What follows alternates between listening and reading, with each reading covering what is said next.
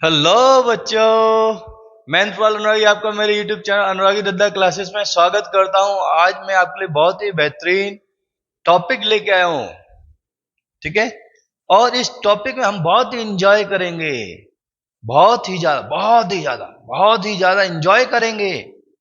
तो इसमें हमें करना क्या है, कूलाम्ब्स लॉ की बात करेंगे। Coulomb's law is a very important topic. जैसे आपने न्यूटन्स लॉ ऑफ ग्रेविटेशन किया था, बिल्कुल वैसा ही है कूलाम्ब्स लॉ। ठीक है। तो यहां पर कूलाम ने एक लॉ दिया था, वो बहुत ही ज्यादा फेमस था, similar Newton's law of gravitation पर बेस्ड था। तो वैसे ही हम करेंगे, क्योंकि Newton's law of gravitation large body के लिए होता है और कूलाम्स लॉ आपका स्मॉलर पार्टिकल्स के लिए होता है, पॉइंट चार्जेज के लिए applicable होता है। इस वीडियो को देखने से पहले, इससे पहले के जितने भी वीडियो वो सभी देख लीजिए, जिससे बहुत ही बेहतर तरीके से आपको ये वाला वीडियो समझ में आए।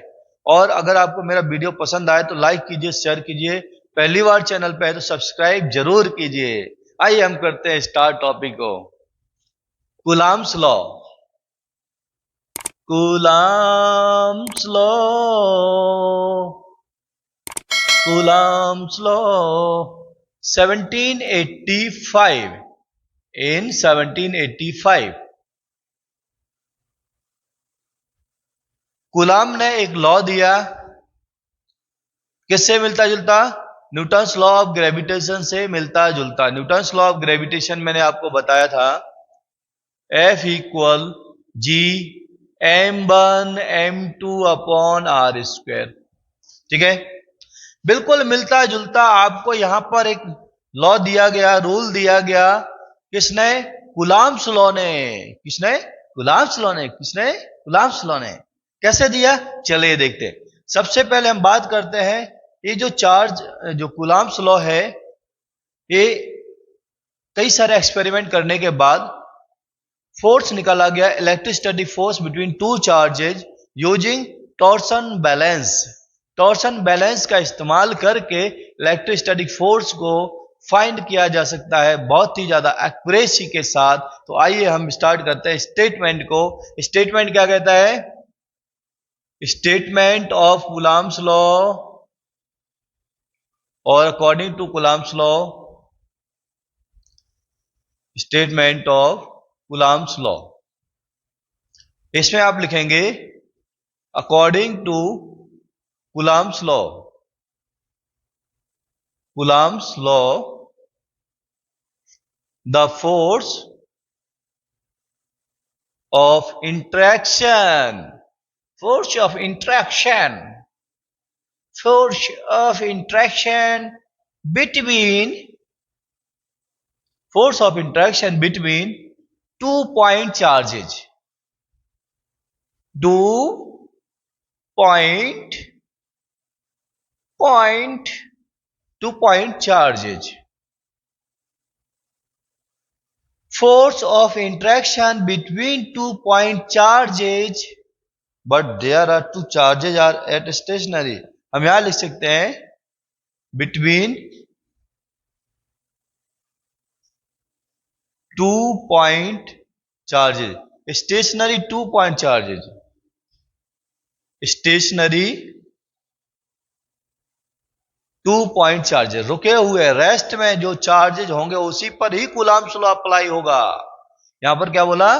कूलाम्स लॉ केवल तभी अप्लाई होगा जब चार्ज रेस्ट में होगा। ओके। तो आगे की कहानी सुनिए।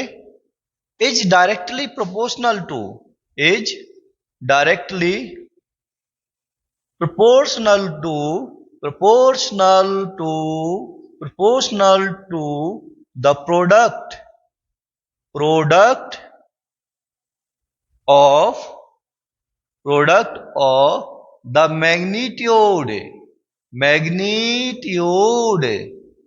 of 2 point charges, 2 point charges, and inversely, inversely proportional to, inversely proportional to, proportional, proportional, inversely proportional to the square, square square of the distance distance वह मिल गया। देखो बच्चों, कूलम्ब्स लॉ का स्टेटमेंट आपको समझ में आया? कूलम्ब्स लॉ का स्टेटमेंट क्या है? The force of induction between stationary 2 point charges is directly proportional to the magnitude of 2 point charges and inversely proportional to the square of the distance between two charges. This is the statement of Coulomb's law. Okay, आपको अच्छी तरह से लिखना आना चाहिए। अभी क्या कहता है जरा समझो मैथमेटिकली क्या होगा। F proportional to product of two charges, F proportional to inversely proportional to square of the distance between them। ये लिखा हुआ है directly product of the magnitude of 2 point charges, ये हो गया फोर्स प्रोपोर्शनल हो गया, and inversely proportional to the square of the distance between two charges, ये दिया हुआ है। ओके तो यहां से हम अगर इन दोनों को कंबाइंड करेंगे तो हमारे पास आया F proportional to Q1 Q2 upon R square. When I remove proportional sign I get a constant F equal K Q1 Q2 upon R square, where K is a electrostatic force constant, electrostatic force constant वा electrostatic force constant. So K is a electrostatic force constant in SI system. Value of K will be 1 upon 4 pi epsilon naught. It is also equal to 9 into 10 to the power 9 newton metre square per coulomb square. यहां देखो हमको K का value K का unit निकालना है, तो R square को F से मल्टीप्लाई कर दिया तो न्यूटन मीटर स्क्वायर, चार्ज का 4 से मल्टीप्लाई करें तो चार्ज स्क्वायर हो जाएगा, और कूलम्ब इंटू कूलम्ब स्क्वायर हो गया, तो ये नीचे चला जाएगा। So we get a unit of SI unit of force constant K. Okay, any doubt? अब यहां बात करते हैं this what is this? This is a permittivity of free space. क्या है? Permittivity of free space. Okay. Hi, hello guys. Come to with me. पढ़ाई करेंगे यहाँ पर, बहुत अच्छा मजा आ रहा है। चलिए क्या करते हैं, एप्सिलॉन नॉट की बात करेंगे। Epsilon not is a permittivity of free space.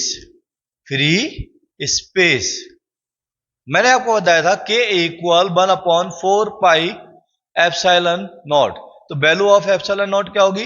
1 upon 4 pi into K, 1 upon 4 into 3.14 into 9 into 10 to the power 9. So we get 8.85 10 to the power minus 12. अब देखो जरा इसका यूनिट क्या होगा। इसका यूनिट मैंने बताया था Newton metre square per coulomb square, तो इसको नीचे ले जाऊंगा तो यूनिट भी उल्टा हो जाएगा। क्या आ जाएगा? कूलम्ब स्क्वायर पर newton metre square. Okay, any doubt? आपको ये समझ में आया? यहां तक कोई डाउट तो बताओ मुझे। इसके साथ आपका कूलम्ब्स लॉ हो गया। हाँ, इसका डायमेंशनल फॉर्मूला रह गया। डायमेंशनल फॉर्मूला क्या होगा? इसका हम डायमेंशनल ये क्या है? Permittivity of free space. तो dimensional formula of permittivity of space क्या होगा? Dimensional formula of epsilon naught. ठीक है, यूनिट मैंने आपको बताया कूलम्ब स्क्वायर पर न्यूटन मीटर स्क्वायर। तो कूलम्ब का मतलब 8T स्क्वायर चार्ज हो गया। Charge equal Q equal IT होता है, I के लिए A हो गया और टाइम के लिए T हो गया। तो न्यूटन क्या होता है? Force mL/t-2। m का मतलब मीटर, तो हो गया l स्क्वायर। हमारे पास क्या आया? m नीचे से ऊपर गया, m इनवर्स, l 1 है, यहाँ 2 है तो 3 हो गया, नीचे से ऊपर गया तो माइनस, t यहाँ स्क्वायर है, नीचे भी माइनस में है टी स्क्वायर, ऊपर गया तो प्लस में हो जाएगा, t⁴ वो भी प्लस का, और यहाँ पर a पर power 2। Okay, so this is the dimensional formula of epsilon not. हम देखते हैं यूनिट ऑफ चार्ज। अगर हम यूनिट ऑफ चार्ज की बात करेंगे तो क्या हो सकता है? इन एसआई सिस्टम कूलाम होगा, coulomb, all of you know. लेकिन in electrostatic CGS system, in electrostatic electrostatic CGS system, CGS system, system पर सिस्टम बजा दे पिया। इधर देखो, in electrostatic CGS system, electrostatic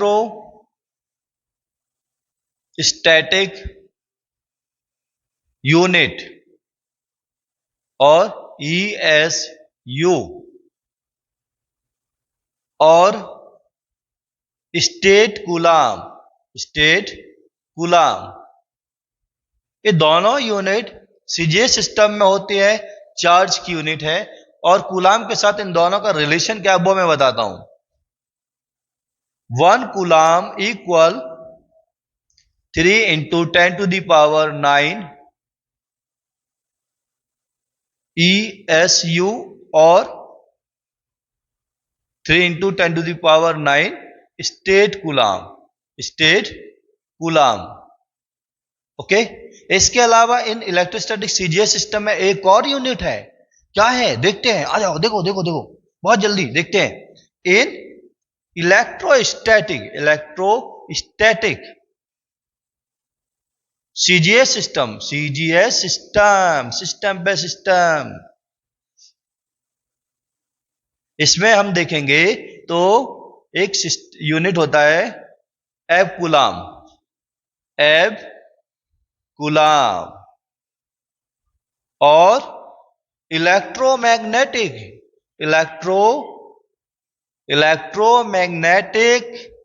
unit, electromagnetic unit.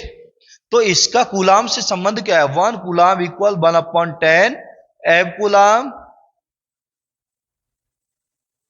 और 1/10 इलेक्ट्रोमैग्नेटिक यूनिट। ये हो सकता है एक रिलेशन। तो एक रिलेशन ये होता है, एक रिलेशन ये होता है, दोनों ही आपके चार्ज के ही यूनिट है। लेकिन फर्क क्या हुआ? फर्क सिर्फ एक आया है, फर्क सिर्फ एक आया है। आप देखो यहां पर 2 यूनिट मिला है, स्टेट कूलाम होता है और एब कूलाम होता है, लेकिन इन दोनों का संबंध है तो कूलाम से ही। अल्टीमेटली ऐसा unit of the charge is coulomb. Okay, so we will always use this. अब हम देखते हैं Coulomb's law in vector form. Coulomb's law in vector form क्या होगा? Coulomb's law in vector form. Okay, तो मैंने क्या लिया, मैंने क्या लिया, मैंने क्या लिया, चलो 2 चार्ज लेते हैं। This is the frame x y, origin, एक चार्ज यहां पर है, यहां से इसका पोजीशन वेक्टर r1 हो गया, दूसरा चार्ज यहां पर है, इसका पोजीशन वेक्टर r2 हो गया, और इन दोनों को हम ज्वाइन करेंगे तो इसका पोजीशन वेक्टर r12 हो गया। क्यों? क्योंकि यहां पर चार्ज q1 लिया है, यहां पर चार्ज q2 लिया है, दोनों सेम चार्जेज हैं, तो फोर्स लगेगा आउटवर्ड डायरेक्शन में, इधर भी लगेगा आउटवर्ड डायरेक्शन में। तो यहां पर देखो, force on F1 due to force on Q1 A B, force on Q1 due to Q2 charge, Q1 charge पर जो फोर्स लग रहा है Q2 की वजह से लग रहा है, इसको नेम दे दिया 1 F12। और अगर यहां की बात करेंगे 2 1 होगा। Force on second charge Q2 due to Q1, ठीक है।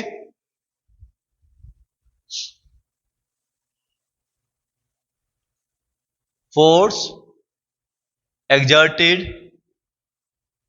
on Q1 due to Q2 at B at A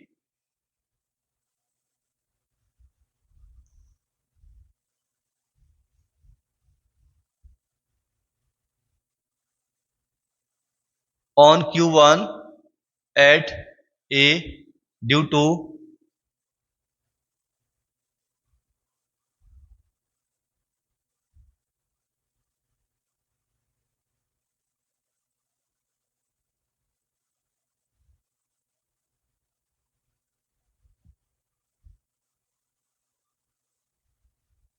force exerted on Q1 at A पर ही तो चार्ज Q1 है, due to Q2 at B और चार्ज Q2 B पर है, ठीक है। तो यहां पर फोर्स क्या होगा, F12 1/4πε0 Q1 Q2 upon R square into R21 cap. R is a magnitude of distance between two charges, यहां का मैग्नीट्यूड है, R12 का मैग्नीट्यूड ले लिया है। सो वी कैन राइट, और इस तरह से भी लिख सकते हैं 1/4πε0 Q1 Q2 upon R square into R21 vector upon R। तो इससे मल्टीप्लाई होगा। ये देखो किधर लग रहा है, अलोंग F12 किधर लग रहा है, F12 B से A की तरफ लग रहा है, along BA। Okay, direction of force बता रहा हूं मैं आपको, B से A की तरफ। Okay, any doubt? मेरे पास आया 1/4πε0 Q1 Q2 upon R cube into R21 vector R21। Okay, this is the F12। Okay, अब अगर मैं कहता हूं चार्ज 2 पर जो फोर्स लग रहा है F21, वो क्या होगा, फोर्स exerted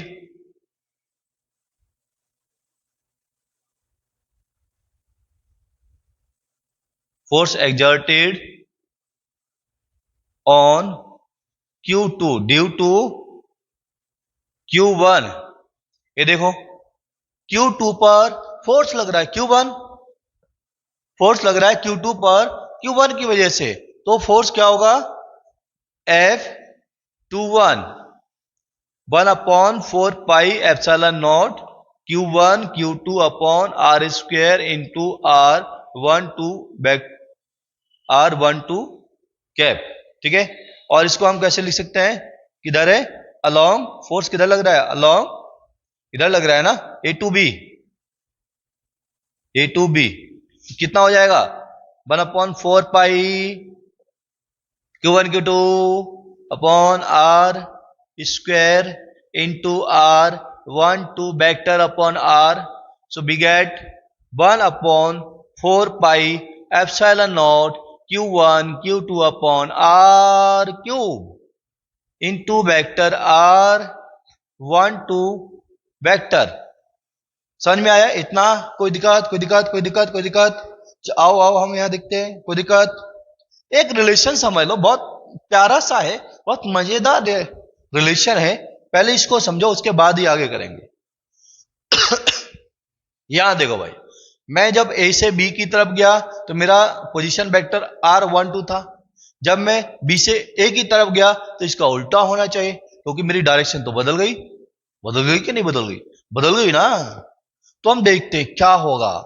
जब मैं A से B की तरफ गया R12 होगा, और जब मैं बी से ए की तरफ गया तो R21 होगा। ये दोनों की वैल्यू बराबर है, देखो डिस्टेंस तो बराबर ही है ना, मैग्नीट्यूड तो बराबर ही है ना, लेकिन डायरेक्शन अपोजिट है तो यहां माइनस लगा दो। कोई दिक्कत? कोई दिक्कत? नो दिक्कत। यहां देखो जरा, इसका इस्तेमाल करो इस वाले फॉर्मूले में, इस वाले में करो। कितना आया? आया आया, बहुत कुछ आया। आगे की कहानी शुरू होती है भाई, सुनो सुनो प्यार से सुनो। F21 इज इक्वल टू, यहां देखो जरा, जरा जरा जरा जरा देखो जरा, 1/4 pi epsilon not Q1 Q2 upon R3 into R12 vector. अभी मैंने लिखा था R12 vector equal minus R21 vector, so you can write, you can replace R12y minus R21, so we get 1/4 pi epsilon naught RQ into minus R21, तो हमको मिल गया minus 1/4 pi epsilon not Q1 Q2 upon R cube into R21 vector. अब जरा जरा देखो देखो, जरा जरा देखो देखो इसको गौर से।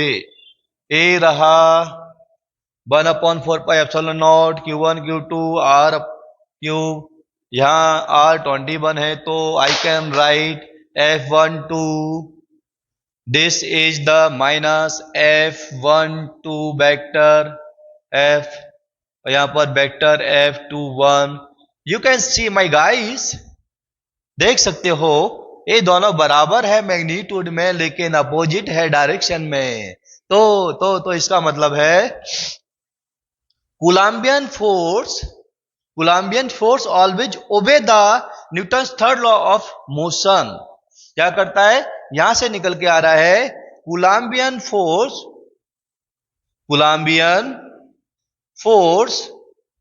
obeys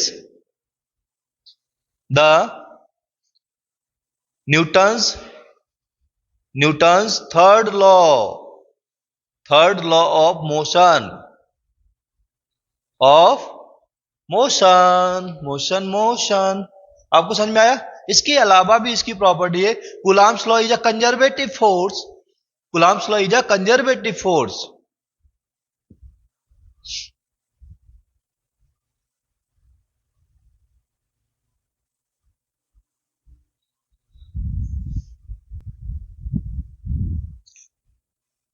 अब हम देखते हैं characteristics of Coulomb's law. Characteristics of Coulomb's law characteristics, इसका कैरेक्टर कैसा है हम देखते हैं कूलम्ब लॉ का। पहली बात, कूलम्ब्स लॉ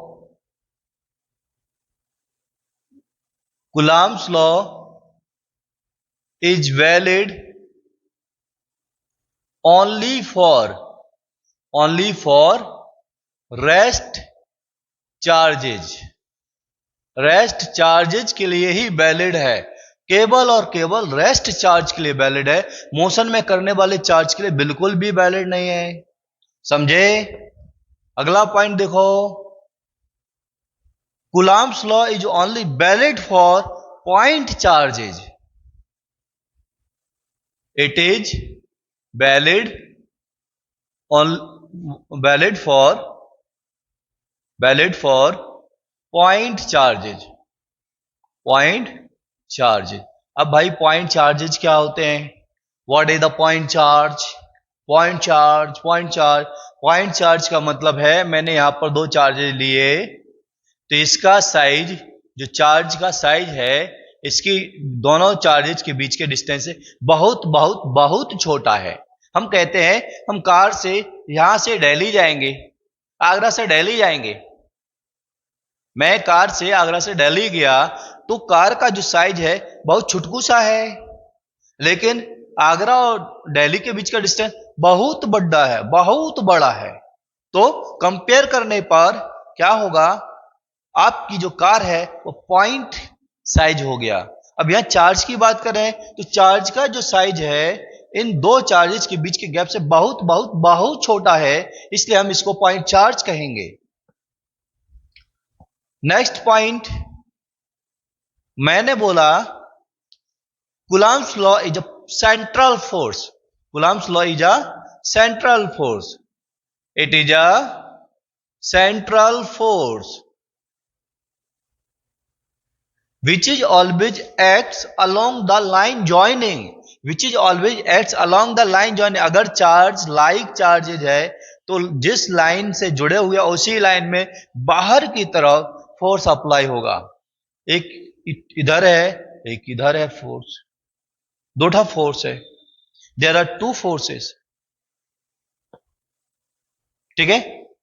इसके अलावा when I take opposite charges, what will happen when I take opposite charges?